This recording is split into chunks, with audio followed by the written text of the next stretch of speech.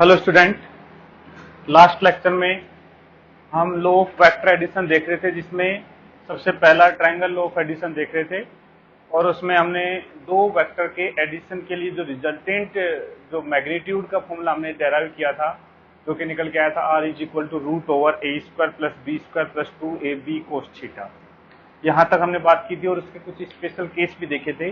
जिस special case में से एक केस था जब मैक्सिमम रिजल्टेंट चाहिए तो दोनों वेक्टर के बीच का एंगल 0 डिग्री होना चाहिए, और मैक्सिमम रिजल्टेंट जो होता है वो उन दोनों के मैग्नीट्यूड के एडिशन, सिंपल एडिशन के इक्वल होता है, सम के इक्वल होता है। दूसरा था मिनिमम रिजल्टेंट चाहिए तो दोनों वेक्टर के बीच में जो एंगल है वो 180 डिग्री होता है, और जो मिनिमम रिजल्टेंट आता है वो दोनों के मैग्नीट्यूड के सब्ट्रैक्शन के इक्वल आता है। थर्ड केस फिर हमने थीटा इक्वल टू 90 डिग्री के लिए देखा था, जिसमें वो एक राइट एंगल ट्रायंगल बन गया था और उसका जो रिजल्टेंट आया था वो रूट ओवर ए स्क्वायर प्लस बी स्क्वायर आ गया था। इसके बाद एक केस और देखा था जब दोनों जो मैग्नीट्यूड है वेक्टर्स के, दोनों के मैग्नीट्यूड इक्वल है, मतलब magnitude of A and magnitude of B are equal, मतलब दो इक्वल मैग्नीट्यूड के वेक्टर को यदि ऐड किया जाए तो उनका जो रिजल्टेंट वेक्टर आएगा वो आता है 2a cos theta by 2a cos theta by 2, where theta is angle between A vector and B vector. और इसका एक स्पेशल केस में हमने ये भी देखा था कि यदि थीटा की वैल्यू 120 डिग्री है, मतलब दो वेक्टर के बीच में एंगल 120 डिग्री है और दोनों के मैग्नीट्यूड इक्वल हैं, तो उस केस में जो रिजल्टेंट वेक्टर आएगा वो भी उतने ही मैग्नीट्यूड का आता है जितने वो वेक्टर थे। अब देखो, ये तो था एडिशन की बात। अब आगे हम कंटिन्यू करते हैं सब्ट्रैक्शन की बात।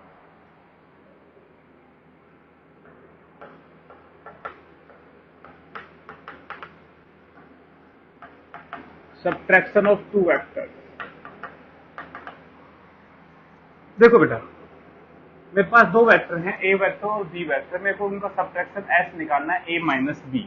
सब्ट्रैक्शन को मैं एस से बता रहा हूं, a vector minus B vector, ये उनका डिफरेंस है। सब्ट्रैक्शन बोलते हैं डिफरेंस ऑफ टू वेक्टर बोल दो, ये हमें निकालना है।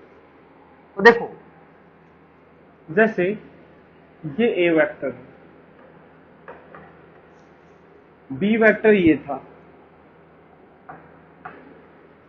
तो देखो दोनों का जो एडिशन है, रिजल्टेंट वेक्टर है, वो तो कुछ ऐसे आने वाला था इस साइड में। पहले के टेल से लास्ट वाले के हेड को मिला दो, देखो टी एच लास्ट मिला दिया, तो ये जो रिजल्टेंट वेक्टर आर आया था जो कि A vector plus b vector होता है। लेकिन मेरे को सब्ट्रैक्शन निकालना है, तो ध्यान से देखो, मैं इसको ऐसा लिख सकता हूं, a vector plus minus of B vector, A vector plus minus of B vector. देखो दोनों सेम चीजें लिखी हुई हैं। ऐसा मैंने इसलिए लिखा क्योंकि मेरे को एडिशन करना आता है, ऐड मैं कर सकता हूं वेक्टर को, सब्ट्रैक्ट मेरे को करना नहीं आता। तो देखो मैंने क्या किया, दो वेक्टर को ऐड कर दिया, लेकिन इस बार ए वेक्टर में मेरे को बी वेक्टर ऐड नहीं करना है, मेरे को माइनस बी वेक्टर ए वेक्टर के अंदर ऐड करना है। तो देखो माइनस बी वेक्टर हमें निकालना पड़ेगा। माइनस बी वेक्टर जो है बेटा, बी वेक्टर का निगेटिव वेक्टर है, मतलब मैग्नीट्यूड तो उतना ही है लेकिन डायरेक्शन क्या होगी उसकी, अपोजिट होगी। मतलब बी वेक्टर इधर की तरफ है तो माइनस बी वेक्टर इसके अपोजिट डायरेक्शन में इतने ही लेंथ का होगा। तो देखो यहां मैं बनाता हूं माइनस बी वेक्टर,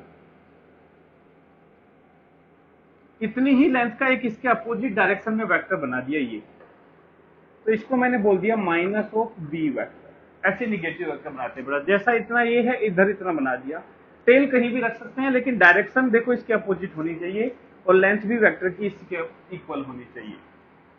अब देखो ए वेक्टर में माइनस बी वेक्टर को ऐड करना है, तो लॉ ऑफ ट्रायंगल एडिशन कहता है कि ये टेल हेड में है, तो ये जो वेक्टर आएगा, ये वाला वेक्टर, ये आएगा एस वेक्टर, जो कि होगा a vector minus B vector, A vector minus B vector. तो देखो दो वेक्टर का एडिशन तो ये आएगा और दो वेक्टर का सब्ट्रैक्शन जो है वो ये वाला वेक्टर आ जाएगा। अब देखो ये जो दो वेक्टर हैं इनके बीच का एंगल तो ये है बेटा थीटा। ध्यान से देखो, इस एरो को ऐसे आगे बढ़ाओ और ये देखो, इस वेक्टर को पूरा यहां लाना पड़ेगा, जब दोनों के टेल एक साथ मैच हो जाएंगे तब जाके इनके बीच का एंगल आएगा। ये जो है ये एंगल इन दोनों के बीच का एंगल नहीं है, ये वाला जो एंगल है इन दोनों के वेक्टर्स के बीच का एंगल है, तो ये थीटा हो गया। तो यहाँ थीटा लिख देता हूं, angle between A vector and B vector. ध्यान रखना थीटा मैंने यहाँ पे ए वेक्टर और बी वेक्टर के बीच का एंगल लिया है, ना कि ए वेक्टर और माइनस बी वेक्टर का। थीटा क्या है? Angle between A vector and B vector. जो पहले रिजल्टेंट हमने निकाला था उस केस में भी ऐसा ही लिया था अपन ने, ए और बी का एंगल लिया था। अब देखो दोनों का सब्ट्रैक्शन करना है। देखो theta angle between A vector and B vector होगा। तो मेरे को एक बात बताओ, ए वेक्टर और बी वेक्टर में यदि एंगल थीटा है तो ए वेक्टर और माइनस बी वेक्टर में एंगल क्या होगा, ये हमें बताना है। तो देखो बी वेक्टर ये था तो माइनस बी वेक्टर ये उनके, इन दोनों के बीच का एंगल निकालना है तो वापस से इसको इधर एक्सटेंड करेंगे, दोनों की टेल एक साथ हो जाएगी। इस वाले वेक्टर को उठा के ऐसे रखेंगे, टेल एक साथ हो गई, और इन दोनों के बीच का जो ये एंगल है, ये एंगल ये बन जाएगा pi minus theta. So angle between A vector and minus of B vector is pi minus theta.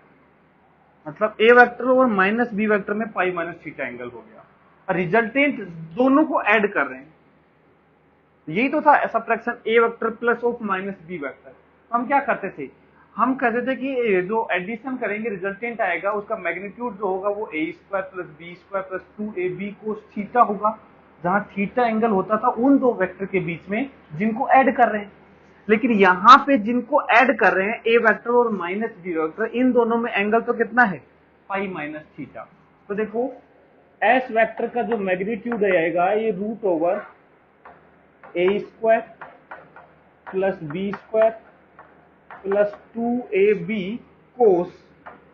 अब यहां ध्यान से देखो बेटा, कोस थीटा नहीं आएगा, थीटा एंगल ए और बी के बीच का है, लेकिन मैं ऐड कर रहा हूं ए और माइनस बी को, तो theta will be equal to pi minus theta. बात समझ में आई? ये सब्ट्रैक्शन का मैग्नीट्यूड आ गया। तो एस वेक्टर का जो मैग्नीट्यूड आएगा that will be equal to root over A square as it is plus B square. अब देखो कोस 180 माइनस थीटा, तो ये कन्वर्जन देखो कौन सा है? Pi minus theta second quadrant का है। सेकंड क्वाड्रेंट में कोस जो है वो निगेटिव वैल्यू देगा। पाई मतलब 180 का मल्टीपल है, इसका मतलब ये कोई कन्वर्जन नहीं करेगा, कोस का कोस रहेगा। तो ये बन जाएगा minus of 2ab cos theta.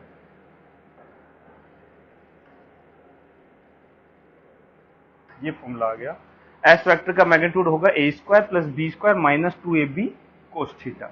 बस सिर्फ डिफरेंस क्या है, वहां ये प्लस आता था, यहाँ ये माइनस आ गया।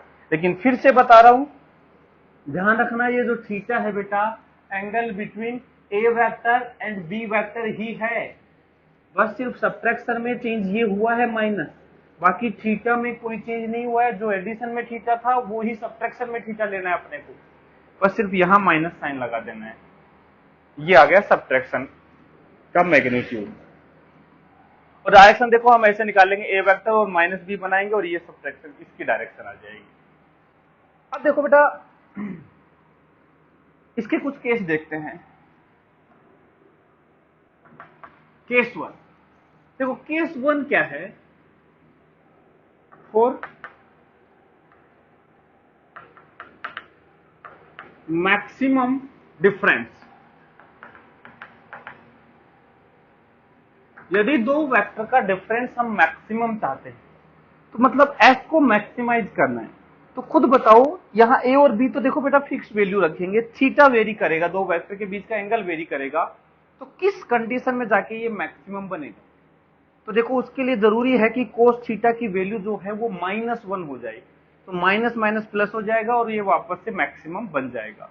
और कोस थीटा जो है वो -1 कब होता है बेटा? जब थीटा 180 डिग्री हो। तो इस केस में थीटा की जो वैल्यू आती है बेटा वो 180 डिग्री आती है। और सिंपल सी बात हमें भी पता है, एक वेक्टर इधर है, दूसरा वेक्टर इसके अपोजिट में है, तो दोनों को सब्ट्रैक्ट करोगे तो देखो एक वेक्टर इधर, दूसरा इसके अपोजिट में है। यदि सब्ट्रैक्ट करोगे तो क्या करोगे? एक वेक्टर को निगेटिव बनाओगे -b, देखो b वेक्टर इधर था तो -b इधर हो जाएगा, और a में -b को ऐड करोगे तो दोनों मैक्सिमम लेंथ आ जाएगी। तो इसीलिए देखो ये एंगल 180 आ गया मैक्सिमम डिफरेंस के लिए। नेक्स्ट जो लेते हैं केस 2, इसमें देखो ये तो हम सब्ट्रैक्शन मैक्सिमम कितना होगा, s maximum will be equal to, ये बन जाएगा a square plus root over A square plus B square plus 2ab और कोस ये 1 हो गया, तो s maximum will be equal to magnitude of a plus b. मतलब दोनों के मैग्नीट्यूड को सिंपल ऐड कर दोगे तो ये सब्ट्रैक्शन की मैक्सिमम वैल्यू होगी, और वो तब होगा जब दोनों के बीच का जो एंगल है वो 180 हो, दोनों एक दूसरे के अपोजिट में हो, तब उनका डिफरेंस जो है वो मैक्सिमम आएगा। केस 2 फॉर मिनिमम डिफरेंस, यदि हम मिनिमम डिफरेंस चाहते हैं तो देखो थीटा को 0 डिग्री पुट कर दो, तो ये +1 वैल्यू देगा और जो सब्ट्रैक्शन आएगा वो बन जाएगा a square plus B square minus 2ab। That means subtraction की जो मिनिमम वैल्यू आएगी that will be equal to a minus b, ये सब्ट्रैक्शन की मिनिमम वैल्यू आएगी। केस 3, थीटा यदि 90 डिग्री है, थीटा यदि 90 डिग्री है तो फिर से एक राइट एंगल ट्रायंगल बनेगा, एंड सब्ट्रैक्शन की जो वैल्यू है ये वापस से रूट ओवर ए स्क्वायर प्लस बी स्क्वायर बन जाएगी। वापस से सब्ट्रैक्शन कितना आ जाएगा, रूट ओवर ए स्क्वायर प्लस बी स्क्वायर। तो बेटा 90 डिग्री एंगल है, तब तो एडिशन करो या सब्ट्रैक्शन करो दोनों के मैग्नीट्यूड सेम आएंगे। और ध्यान से देखें तो वहां पे भी ए वेक्टर और बी वेक्टर को यदि ऐड कर रहे थे तो उसकी मैक्सिमम वैल्यू ए प्लस बी ही आ रही थी और मिनिमम वैल्यू ए माइनस बी ही आ रही थी। मतलब सब्ट्रैक्शन करो या एडिशन करो दो वेक्टर का, उनकी जो मैक्सिमम है वो दोनों के एडिशन के इक्वल आएगी और जो मिनिमम है वो दोनों की डिफरेंस के इक्वल आएगी। लेकिन कंडीशन चेंज हो गई, पहले एडिशन मैक्सिमम तब आता था जब दोनों पैरेलल होते थे, थीटा 0 होता था, लेकिन उस केस में यहां डिफरेंस मिनिमम आएगा। और ऐसे ही जो दोनों का एडिशन था, दोनों का रिजल्टेंट था, वो मिनिमम तब आता था जब थीटा एक दूसरे के अपोजिट होते थे, वेक्टर दोनों एक दूसरे के अपोजिट होते थे, मतलब थीटा 180 होता था, लेकिन यहाँ पे थीटा जो मिनिमम है वो थीटा इक्वल टू 0 पे आ रहा है। बस कंडीशन थीटा वाली रिवर्स होगी, बाकी मैग्नीट्यूड जो है मैक्सिमम और मिनिमम उसमें कोई चेंज नहीं हुआ। तो स्क्रीन को पोज करो और इसको कंप्लीट नोट करो। नोट कर लिया होगा बेटा?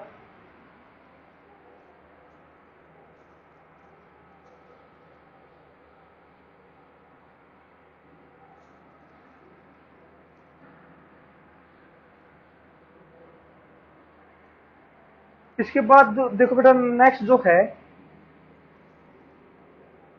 केस 4, फोर्थ केस जो है देखो वो क्या है, जब दोनों के मैग्नीट्यूड फिर से सेम हो जाएं, मींस ए वेक्टर का मैग्नीट्यूड एंड बी वेक्टर का जो मैग्नीट्यूड है वो सेम है। ए वेक्टर के मैग्नीट्यूड को सिंपल ए से भी दिखा सकते हैं, बी वेक्टर के मैग्नीट्यूड को सिंपल बी से भी दिखा सकते हैं, तो A is equal to B की कंडीशन है। तो उस केस में सब्ट्रैक्शन जो है will be equal to root over A square plus B square, that will be equal to a square plus twice of a into B.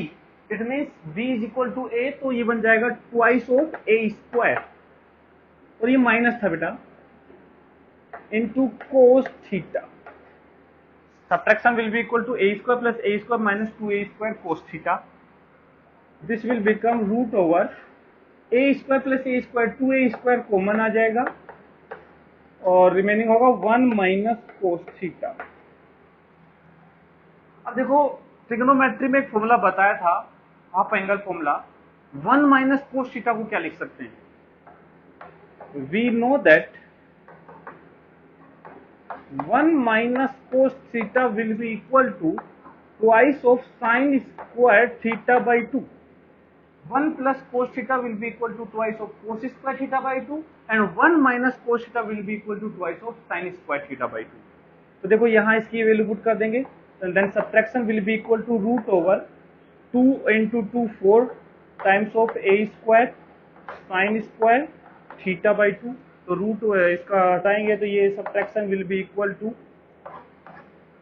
यह जगह 2a sin theta by 2 और इसके मैग्नेट मोड लगा देंगे। ये इसलिए बेटा क्योंकि ये एक पॉजिटिव वैल्यू होनी चाहिए, क्योंकि जो डिफरेंस का मैग्नीट्यूड है, मैग्नीट्यूड हमेशा एक पॉजिटिव वैल्यू आएगी, तो बन जाएगा twice of A sine theta by 2। ये दोनों का डिफरेंस आ गया। तो देखो वो आया था 2a cos theta by 2 addition, लेकिन डिफरेंस जो है वो आएगा 2a sin theta by 2, where theta is angle between a vector and b vector. Okay, ये सब्ट्रैक्शन आ गया 2a sin theta by 2।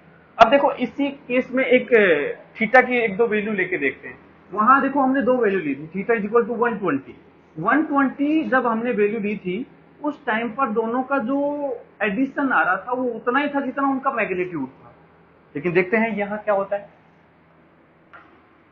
when theta is equal to 120 degree, theta 120 degree है and a is equal to b, it means subtraction will be equal to twice of a sin 120 degree by 2, मतलब sin 60 √3 by 2, 2 cancel, √3 times of a आ जाएगा। तो subtraction जो है वो √3 हो गया। ऐसे ही when theta is equal to 60 degree and a is equal to b, it means subtraction will be equal to twice of a sin 60 degree by 2, this will be equal to sin 60 by 2 sin 30, 2 can 1 by 2, तो ये आ जाएगा a। जो subtraction है वो a के equal आ गया। देखो दोनों में थोड़ा सा डिफरेंस है, वहां जब दोनों को 120 पे ऐड कर रहे थे तो वैल्यू आ रही थी सेम, लेकिन यहां वो 120 वाला रिजल्ट यहाँ डिफरेंस में 60 डिग्री पे आ रहा है। वहां 60 डिग्री पे वैल्यू √3 टाइम्स हो रही थी, यहाँ पे वो जो √3 टाइम्स वैल्यू है वो 120 एंगल पे होगी। ये दोनों में डिफरेंस है। तो देखो यहाँ पे इसको लिख लेते हैं, इस बात को नोट करके। देखो ये जरूरी है क्योंकि ये फ्रिक्वेंटली काम आने वाली चीज है। ये जो रिजल्ट है 2a cos theta by 2 and 2a sin theta by 2 बहुत ज्यादा काम आते हैं और अच्छे से याद होना चाहिए। आगे जब क्वेश्चन सोल्व करेंगे तो पता भी लगेगा कि कितने काम के रिजल्ट हैं। तो देखो फोर्स के टर्म्स में लिखते हैं, if F1 vector is equal to F2 vector is equal to magnitude जो है, सॉरी, F1 वेक्टर का magnitude is equal to F2 vector का magnitude is equal to F। तो देखो केस 1 तो क्या है, दो फोर्स हैं, ये F1 फोर्स है, ये F2 फोर्स है, दोनों में एंगल 120 डिग्री है। तो इन दोनों का रिजल्टेंट जो आएगा वो इनके बीच में ऐसे आएगा, F रिजल्टेंट। और इसका जो मैग्नीट्यूड है वो भी बेटा F के इक्वल ही आएगा, 120 के एंगल। लेकिन इनका जो दूसरा केस सब्ट्रैक्शन करें, F1 वेक्टर और F2 वेक्टर का सब्ट्रैक्शन करें, तो देखो ये तो था F1 vector plus F2 vector का मैग्नीट्यूड, ये तो F ही आ गया। लेकिन F1 vector minus F2 vector जो है इस केस में वो √3f आएगा। तो देखो यहां सिंपल F लिख रहे हैं तो मोड लगाने की जरूरत भी नहीं है। Means F1 plus F2 vector का एडिशन जो है वो F की इक्वल ही आएगा जब थीटा 120 डिग्री है और दोनों का जो डिफरेंस है वो √3 टाइम्स ऑफ F आएगा। लेकिन यदि हम एंगल 60 डिग्री ले लें F1 F2 के बीच में तो बेटा सम जो है वो √3f आएगा और डिफरेंस जो है वो F आएगा। ये रिजल्ट हमें अच्छे से याद रखने हैं। और उसके अलावा सब्ट्रैक्शन जो है वो 2a sin थीटा बाई 2 होता है और addition 2a cos theta by 2 होता है, ओनली इफ बोथ वेक्टर है आर ऑफ इक्वल मैग्नीट्यूड। दोनों के जो मैग्नीट्यूड हैं वो इक्वल होने ही चाहिए, तभी ऐसा होगा। और थीटा है angle between these two vectors. तो ये केस है जो हमें अच्छे से याद रखना चाहिए। नोट कर लो इसको, कंप्लीट इसको राइट डाउन करो, स्क्रीन को पॉज करके, उसके बाद आगे कंटिन्यू करेंगे। लिख दिया होगा बेटा?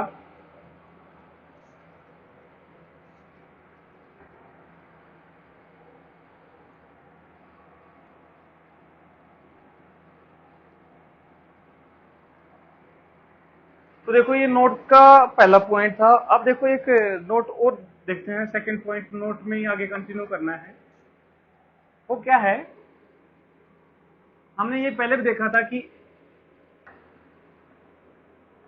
F1 vector plus F2 vector का जो मैग्नीट्यूड है, इसकी मैक्सिमम वैल्यू तो होती है F1 प्लस F2, सिंपल उनके मैग्नीट्यूड के सम के इक्वल, और मिनिमम वैल्यू होती है F1 माइनस F2 का डिफरेंस का मैग्नीट्यूड, F1 माइनस F2 का मैग्नीट्यूड। ये इसकी रेंज है बेटा, मतलब दो फोर्स हैं F1 F2 किसी भी एंगल पे हैं, मुझे नहीं पता, दो वेक्टर है जिनका जो एडिशन है, दोनों का वेक्टर एडिशन जो है, इसकी मिनिमम वैल्यू इनके मैग्नीट्यूड के डिफरेंस के इक्वल हो सकती है और इसकी मैक्सिमम वैल्यू दोनों के एडिशन के इक्वल हो सकती है। देखो हमने देखा था ये थीटा 180 पे होता है और ये थीटा 0 डिग्री पे होता है मैक्सिमम। ये दोनों के वेक्टर एडिशन की मैग्नीट्यूड की वैल्यू है।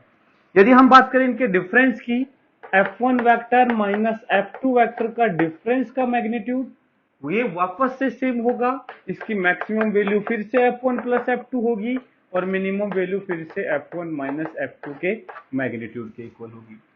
ऐसा देखो बेटा हमने अभी देख लिया था, लेकिन बस केवल थीटा की कंडीशन चेंज हुई थी। थीटा जो पहले मैक्सिमम जो आ रहा था वो theta is equal to 0 degree पे आया था, लेकिन सब्ट्रैक्शन में थीटा इक्वल टू 180 डिग्री पे मैक्सिमम आएगा। बाकी ध्यान से देखने वाली बात यह है कि दो वेक्टर को ऐड करना हो या सब्ट्रैक्ट करना हो तो उनकी जो मैक्सिमम और मिनिमम वैल्यू है वो दोनों केस में देखो सेम आ रही है। इसी के बेस पर देखो कुछ क्वेश्चन करते हैं।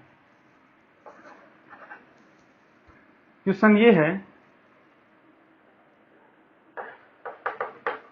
Which of the following pairs may have zero resultant force. Pairs of force may have zero resultant force। मतलब कुछ पेयर दूंगा मैं फोर्स के, तुम्हें उसमें से देख के ये बताना है कि इसमें से कौन कौन से फोर्स का जो रिजल्टेंट है, रिजल्टेंट मतलब बेटा उन सब का एडिशन, उन सब का एडिशन जो है वो 0 हो सकता है, उसके बारे में बताना है। तो देखो पहला है A option, 2 Newton, 3 Newton, 7 Newton. Multiple choice हो सकता है, एक से ज्यादा आंसर हो सकते हैं। ये है 1 न्यूटन, 6 न्यूटन, 3 न्यूटन। ये है 3 न्यूटन, 2 न्यूटन, 4 न्यूटन। ये है 5 न्यूटन, 3 न्यूटन, 1 न्यूटन।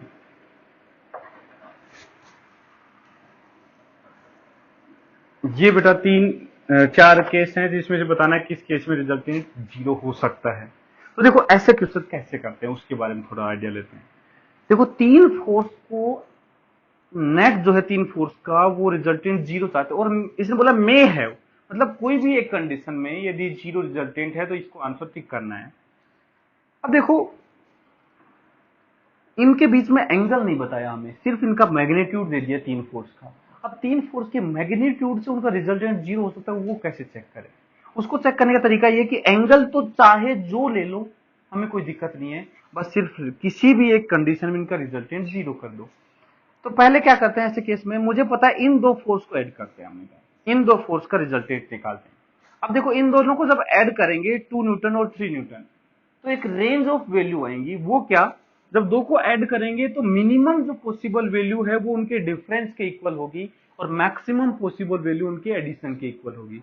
तो इनका डिफरेंस तो हो गया बेटा दोनों का 1 न्यूटन। ध्यान रखना 2 माइनस 3 माइनस 1 नहीं बोलेंगे, क्योंकि रिजल्टेंट जो है वो निगेटिव वैल्यू नहीं दे सकता। रिजल्टेंट हमेशा एक मैग्नीट्यूड होता है वो पॉजिटिव वैल्यू देता है, सॉरी मैग्नीट्यूड जो होता है वो हमेशा एक पॉजिटिव वैल्यू होती है। तो इनका डिफरेंस 1 न्यूटन कंसीडर करना है, ना कि -1। देखो यहाँ मैंने इसीलिए मोड लगाया हुआ है। तो डिफरेंस तो हो गया 1 न्यूटन, मतलब इनकी जो मिनिमम वैल्यू हो सकती है रिजल्टेंट की वो 1 न्यूटन हो सकती है, और मैक्सिमम पॉसिबल वैल्यू दोनों के एडिशन के इक्वल 5 न्यूटन हो सकती है। मतलब इन दोनों फोर्स का जो रिजल्टेंट है, केवल इन दोनों फोर्स का, वो 1 न्यूटन से 5 न्यूटन के बीच में कुछ भी मैग्नीट्यूड रख सकता है। 1, 2, 3, 4, 5, 1.5, 1.7, कुछ भी 1 और 5 के बीच में। अब देखो, ये तो दोनों फोर्स को, मतलब इन दोनों को हटा के 1 न्यूटन से 5 न्यूटन का एक फोर्स तैयार किया जा सकता है।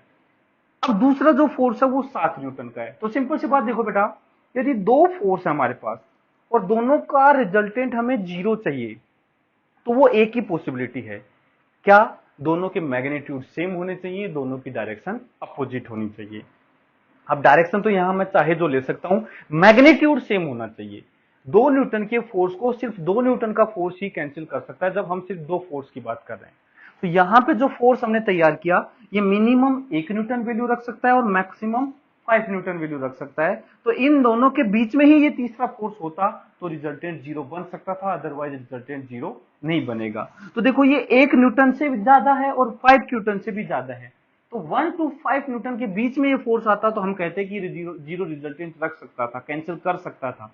लेकिन ये जो फोर्स बनेगा ये 1 से 5 न्यूटन का बनेगा, जो कि 7 न्यूटन के फोर्स को कभी भी कैंसिल नहीं कर सकता किसी भी कंडीशन में। इसका मतलब इन तीनों का जो रिजल्टेंट है वो कभी 0 नहीं हो सकता। तो देखो, इस वाले केस में यदि बात करें, मिनिमम वैल्यू जो है, मिनिमम तो 2 - 3 का मैग्नीट्यूड 1 न्यूटन आएगा, और जो मैक्सिमम वैल्यू आएगी वो 2 + 3 न्यूटन 5 न्यूटन आएगा। लेकिन 7 न्यूटन इस रेंज से बाहर है, इसलिए आंसर नहीं होगा, ये 0 रिजल्टेंट नहीं रख सकता। दूसरे की बात करते हैं, ये आएगा 1 और 6। तो मिनिमम जो वैल्यू है इस केस में, मिनिमम ये आएगा 6 और 5 न्यूटन, और जो मैक्सिमम है वो आएगा 6 और 1 7 न्यूटन। क्या ये 3 न्यूटन 5 और 7 के रेंज के बीच में है? देखो, 5 मिनिमम पॉसिबल वैल्यू, 5 से कम नहीं होना चाहिए और 7 से ज्यादा नहीं होना चाहिए, तो 3 तो 5 से कम है, तो ये भी आंसर नहीं होगा, क्योंकि इन दोनों का रिजल्टेंट 3 न्यूटन कभी हो ही नहीं सकता, क्योंकि उसकी मिनिमम पॉसिबल वैल्यू 5 न्यूटन है। देखो, किसी को ऐसा भी लग सकता है कि सर क्या पता ये दो क्यों लिए, इन दो को लेके देखो, इन दो को ये इसकी रेंज में आ गए, तो नहीं बेटा, कभी नहीं आएंगे। यदि ये दो इसकी रेंज में नहीं आए तो ये दो भी इसकी रेंज में कभी भी नहीं आएंगे, चाहे तो लेके देख लो।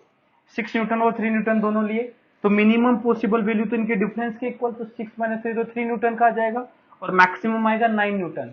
क्या 3 न्यूटन से 9 न्यूटन के बीच में 1 न्यूटन है? नहीं है, तो ये नहीं आएगा बेटा, किसी भी केस में नहीं आएगा। ये देखते हैं, इसको चेक करके देखो तुम, एक लोग अभी, ये सभी लोग एक बार करके देखो इसको, इन दोनों को करके देखते हैं। 3 न्यूटन और 2 न्यूटन, मिनिमम तो 1 न्यूटन, मैक्सिमम 5, 1 to 5 हो सकता है 4 न्यूटन। देखो, ये पॉसिबल है, 1 से 5 की रेंज के बीच में ये रिजल्टेंट देगा, और जब ये रिजल्टेंट 4 न्यूटन देगा और ये 4 न्यूटन होगा, दोनों एक दूसरे के अपोजिट होंगे, तो ये कैंसिल होकर 0 रिजल्टेंट बना सकते हैं, तो ये आंसर होगा। इसके बाद ये देखो, इन दोनों का डिफरेंस जो है 2 न्यूटन है, और सम जो है वो 8 है, 2 to 8, ये 1 न्यूटन इसके बाहर है, तो ये भी नहीं होगा। तो answer will be third option C. तो इस टाइप से हमें रिजल्टेंट फोर्स 0 हो सकता है या नहीं होता है, ये चेक कर सकते हैं यहां से हम। तो इसको नोट करो और फिर उसका आगे हम कंटिन्यू करते हैं। तो इसको कंप्लीट नोट कर लो बेटा, स्क्रीन को पॉज करो और इसको नोट करो। लिख लिया होगा बेटा?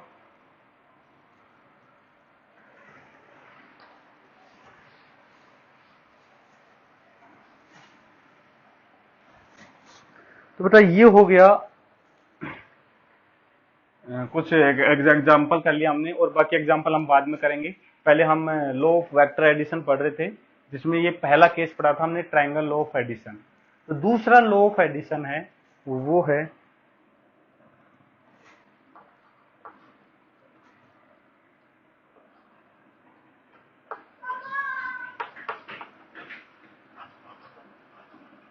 Law of parallelogram. Law of parallelogram, parallelogram law of addition क्या है? देखो, ये क्या है, पहले समझ लेते हैं फिर इसको नोट करेंगे। एक पैरेललोग्राम है।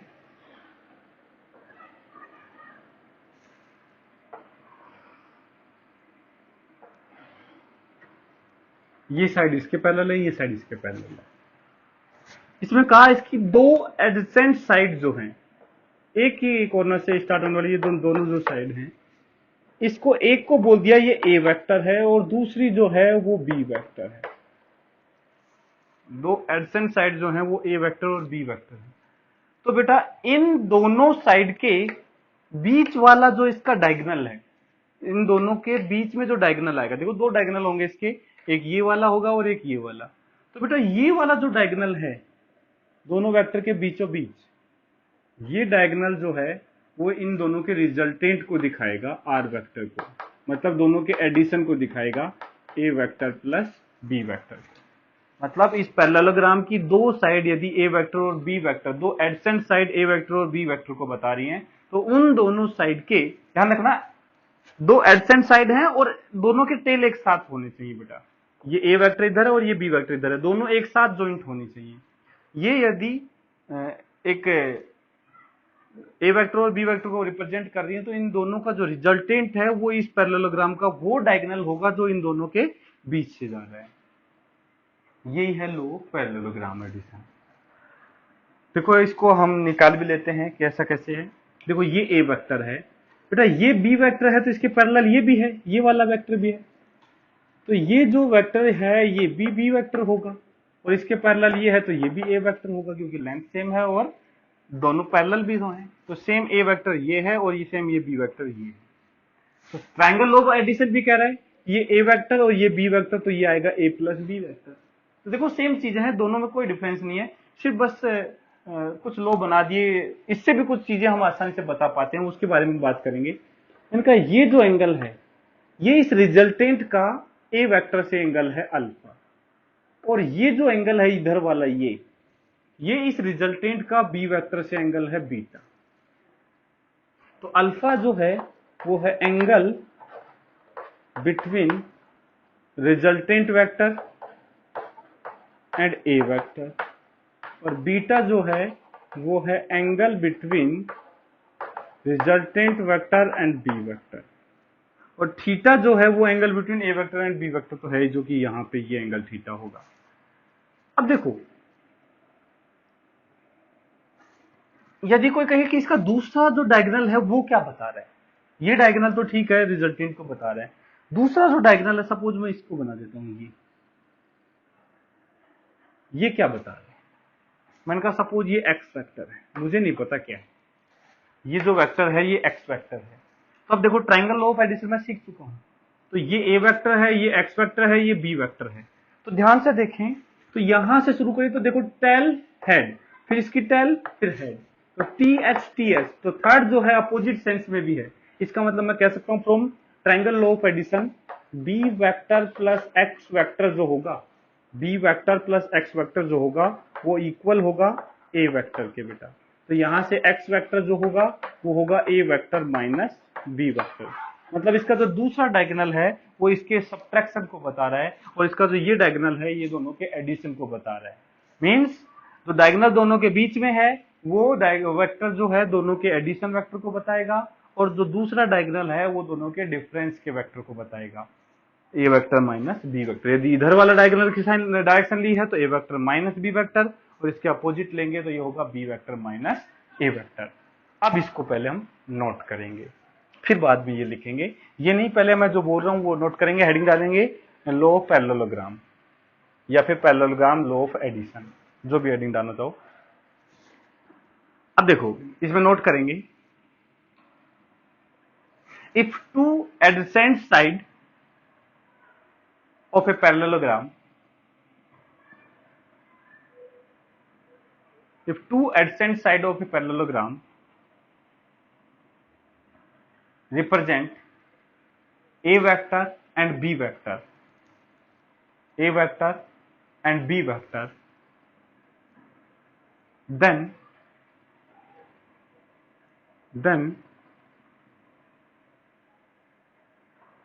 diagonal which is in between these two vectors, then diagonal which is in between these two vectors will represent resultant of these two vectors. Resultant of these two vector, bracket में लिख देना r vector is equal to a vector plus b vector. r vector is equal to a vector plus b vector. And the other diagonal will represent difference between these two vectors. Difference between these two vector, a vector minus b vector, bracket में note कर सकते हो a vector minus b vector. तो देखो ये दोनों का addition और डिफरेंस की बात होगी. ये है लो पैरेललोग्राम एडिशन. अब देखो नोट बाद में कर लेना, पहले और समझा देता हूं थोड़ा सा. अल्फा और बीटा की बात हम कर चुके हैं. अब देखो यदि ए वेक्टर का जो मैग्नीट्यूड है वो ज्यादा है बी वेक्टर से. ए वेक्टर का मैग्नीट्यूड ज्यादा है मतलब ये लेंथ बड़ी है और ये लेंथ कम है. जैसे ऐसे समझो, ये लेंथ ज्यादा है और ये लेंथ कम है, तो ये ऐसा बनेगा, ये ऐसा बनेगा. तो दोनों के बीच का जो डायगोनल आएगा ये देखो ए वेक्टर है और ये बी वेक्टर था. तो डायगोनल जो है बेटा, ये जो एंगल है अल्फा और ये एंगल है बीटा. तो देखो ए का मैग्नीट्यूड ज्यादा है बी के मैग्नीट्यूड से, then alpha will be less than beta. बेटा जितनी बड़ी ये साइड होगी ये वेक्टर उतना ही इसकी तरफ झुकता चला जाएगा और दूसरे से दूर जाता चला जाएगा.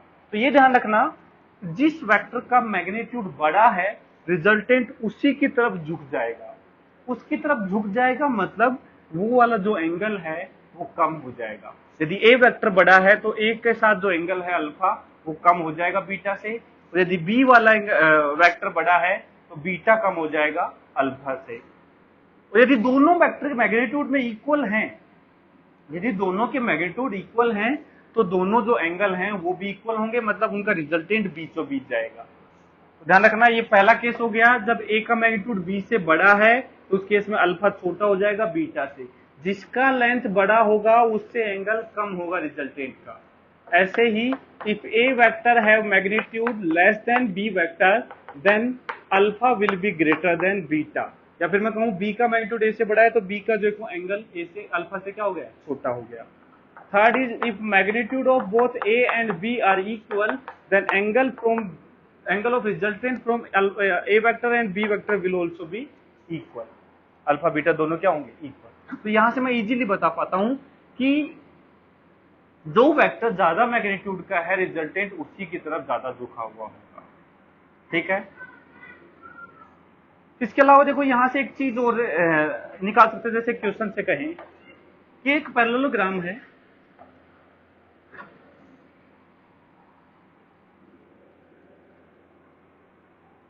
ये पैरेललोग्राम है, इसके दो डायगोनल हमें बता रखे हैं. ये डायगोनल है पी वेक्टर और ये डायगोनल है क्यू वेक्टर. पी वेक्टर और क्यू वेक्टर है. हमें बताना है कि ये ए वेक्टर क्या होगा और ये बी वेक्टर क्या होगा. मतलब पी और क्यू हमें दे रखे हैं, दोनों साइड के वेक्टर हमें बताने हैं कि ए वेक्टर क्या रहा होगा, बी वेक्टर क्या रहा होगा.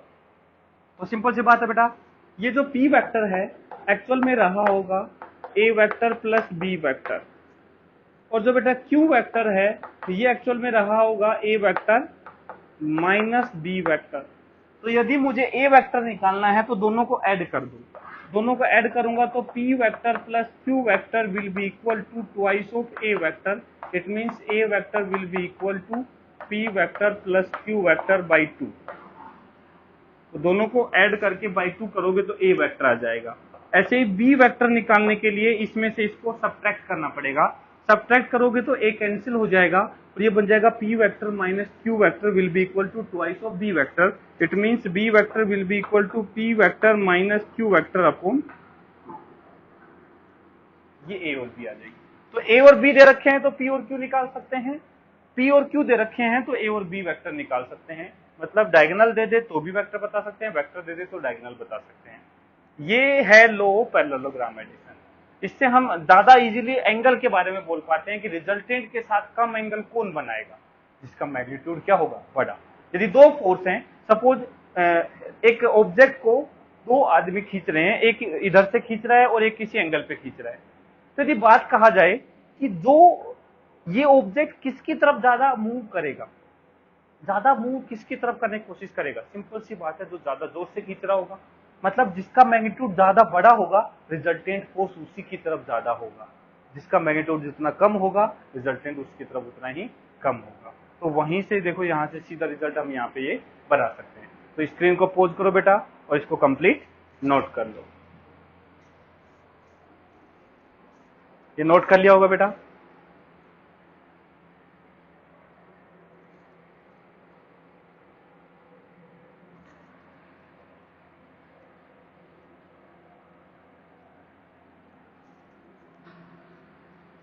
इसके बाद देखो बेटा, एक और लॉ ऑफ एडिशन है जो है पॉलीगन लॉ ऑफ एडिशन।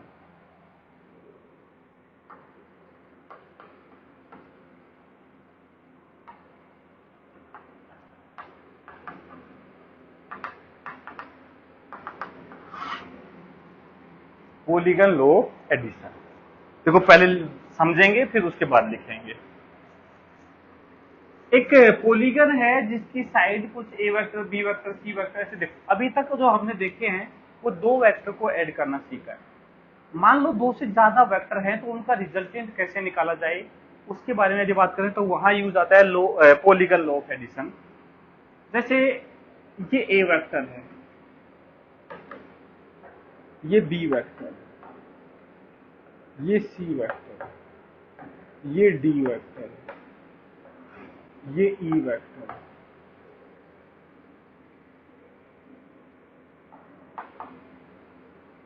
ऐसे कुछ वेक्टर हैं ये, ठीक है।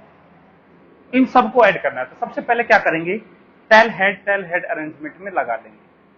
ये टी हो गई, ये एच हो गया, ये टी हो गई, ये एच हो गया, ये टी, ये एच, ये टी, ये एच, ये टी, ये एच। इस छोटा छोटा लिख रहे हैं ताकि पता चल जाए कि हाँ सब टेल हेड अरेंजमेंट में हो चुके हैं। अब इन सबको ऐड करने पे जो रिजल्टेंट आएगा बेटा, वो रिजल्टेंट इस पॉलीगन को क्लोज करने वाली जो साइड होगी वो इन सबका रिजल्टेंट होगा। मींस यहाँ टेल से टेल मिलाएंगे, हेड से हेड मिलाएंगे और ये जो वेक्टर आएगा ऐसे। तो देखो ये जिस सेंस में थे रोटेशन में, ये उसके अपोजिट रोटेशन होगा। ये एंटी क्लॉकवाइज है तो ये क्लॉकवाइज होगा। मतलब यहाँ टेल से टेल मिलाना है, हेड से हेड मिलाना है। This will be resultant of all these vector.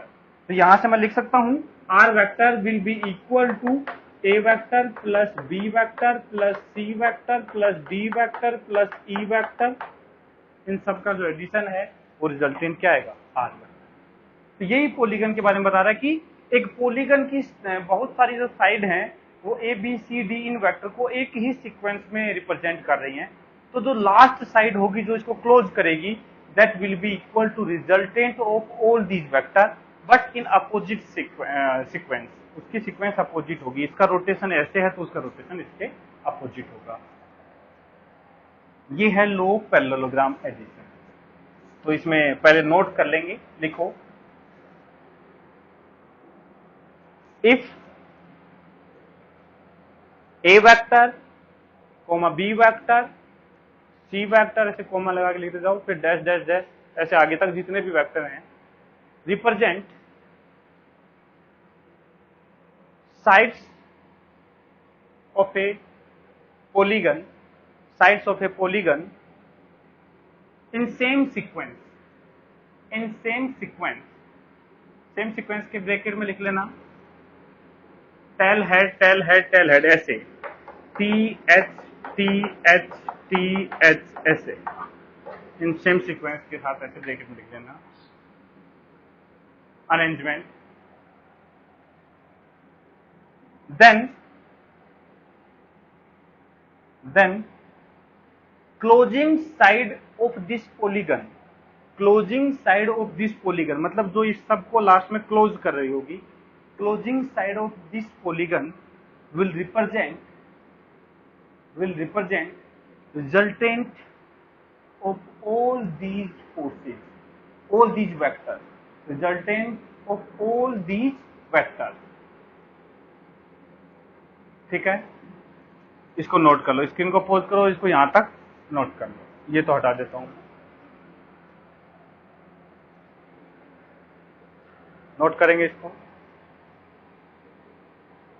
हाँ बेटा, नोट कर लिया होगा। अब देखो,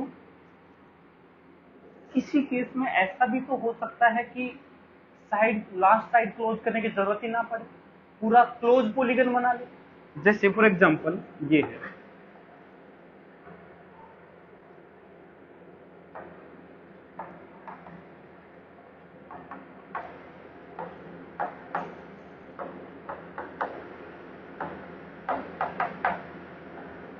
ऐसे, मतलब इसको क्लोज करने की जरूरत नहीं पड़ी, ए बी सी डी ई सारे मिलकर के पूरा क्लोज पॉलीगन बना लिया। इसका मतलब है कि इन सब का जो रिजल्टेंट होगा वो 0 होगा। A vector, b vector, C vector, d vector and e vector is equal to null vector. इनका रिजल्टेंट नल वेक्टर होगा। मतलब बेटा देखो, क्लोज करने वाली साइड लेंथ क्या है, 0 है। वो जरूरत ही नहीं पड़ी है, तो इसका मतलब उन सब का रिजल्टेंट 0 होगा। तो मैं एक बात बोल सकता हूं, यदि किसी पॉलीगन, क्लोज पॉलीगन की साइड, ये कुछ वेक्टर मिलकर के क्लोज पॉलीगन बना रहे हैं, इसका मतलब उन सब वेक्टर का जो एडिशन है, उन सब का वेक्टर का जो रिजल्टेंट है, that will be equal to 0। तो इसमें इसको लिखने से पहले नोट डाल के एक पॉइंट लिख लेंगे, नोट डाल के लिख लेंगे पॉइंट, नोट इसमें लिखेंगे, if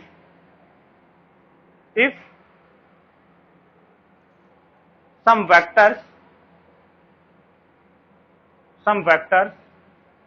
arrange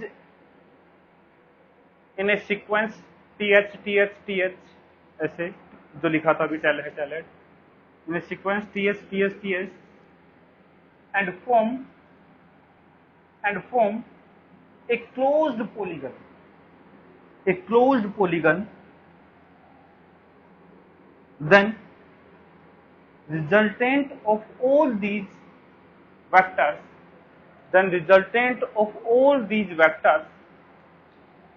will be 0 vector, और नल वेक्टर भी बोल सकते हैं। मतलब उनका रिजल्टेंट 0 होगा। एक क्लोज पॉलीगन बना रहे हैं तो, यदि क्लोज नहीं है तो लास्ट जो क्लोजिंग साइड होगी वो उनका रिजल्टेंट होगा अपोजिट सीक्वेंस में। देखो बेटा, अब इसके बाद कुछ ऐसा भी मिल सकता है, जैसे नोट के सेकंड पॉइंट में लिख लेना। देखो क्या मिल सकता है, पहले इसको पोज करके इसको नोट कर लो, देखो नोट कर लिया।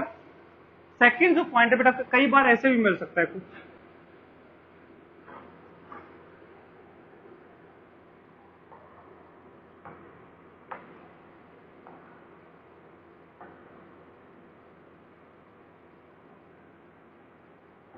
ऐसा है, ये ए वेक्टर, बी, सी, डी, ई, एफ, कुछ वेक्टर्स ऐसे दिखा रखे। अब इनका रिजल्टेंट कैसे बनाए? ये तो सेम सीक्वेंस में नहीं है, ये सेम सीक्वेंस में, लेकिन ये अपोजिट आ गया, ये अपोजिट आ गया, फिर ये अपोजिट हो गया, फिर इनकी सीक्वेंस तो सेम नहीं है। अब कैसे लिखें? तो देखो क्या करते हैं, सेम सीक्वेंस में नहीं है तो उनको सेम सीक्वेंस में बना दो। कैसे?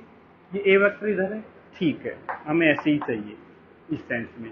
ये बी वेक्टर भी सही सेंस में है, ठीक है। सी बेटा ऐसे है, इसको उल्टा कर दो। उल्टा करोगे तो बेटा वो वेक्टर इसका निगेटिव वेक्टर होगा, मतलब वो माइनस सी वेक्टर होगा। तो इसको सी वेक्टर ना लिख करके मैं लिख दूंगा माइनस सी वेक्टर, क्योंकि अपोजिट में लिखना है। इसको भी माइनस डी वेक्टर लिख दूंगा। ये बेटा देखो इसी सीक्वेंस में पहले से ही है, तो इसको प्लस के साथ लिखूंगा, और ये भी इसी सीक्वेंस में तो प्लस के साथ लिखूंगा, इज इक्वल टू 0। मतलब मैं यहां से कह सकता हूं a vector plus b vector plus e vector plus f vector will be equal to c vector plus d vector. मतलब जो अपोजिट सीक्वेंस में है कोई बात नहीं, उनको निगेटिव साइन के साथ लिख दो, नेट क्या कर दो 0।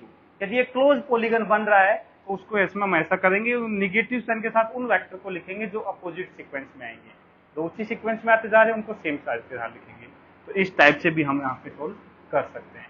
तो ये बताता है लो पॉलीगन एडिशन, इसमें बहुत सारे वेक्टर्स को एक साथ ऐड करना हो तो यहाँ से इस लो से हम यहाँ पे कर सकते हैं। तो बेटा देखो, आज हमने लो ऑफ एडिशन में पहले एडिशन देख चुके थे, अब सब्ट्रैक्शन देख लिया, फिर उसके बाद पैरेललोग्राम लो ऑफ एडिशन देख लिया, उसके बाद पॉलीगन लो ऑफ एडिशन देख लिया। अब देखो इनसे रिलेटेड क्वेश्चंस जो है, कैसे हमें इन फॉर्मूलों को यूज करना है, इन मेथड्स को यूज करना है, वो हम नेक्स्ट क्लास में देखेंगे। Okay, thank you.